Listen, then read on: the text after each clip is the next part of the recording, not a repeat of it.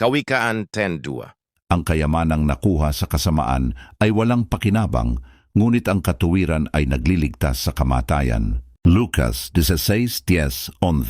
Ang tapat sa maliit ay tapat din sa malaki.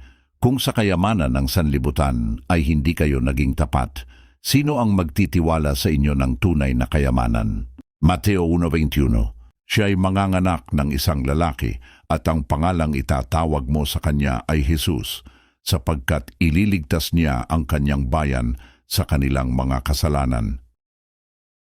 Kawikaan 20:20. Ang taong tapat ay tatamasahin ang maraming pagpapala, ngunit ang nagmamadali sa pagyaman ay hindi makakaiwas sa kaparusahan. 1 Corintios 6:9. Huwag kayong magkamali. Ang mga magnanakaw, ang mga sakim, ay hindi magmamana ng kaharian ng Diyos.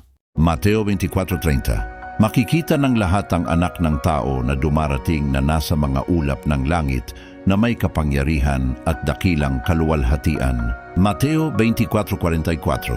Kaya't maging handa kayo, sapagkat darating ang anak ng tao sa oras na hindi ninyo inaakala. 1 Tesalonica 4:16-17. Ang Panginoon mismo ang bababa mula sa langit, at tayo'y makakasama ng Panginoon magpakailanman.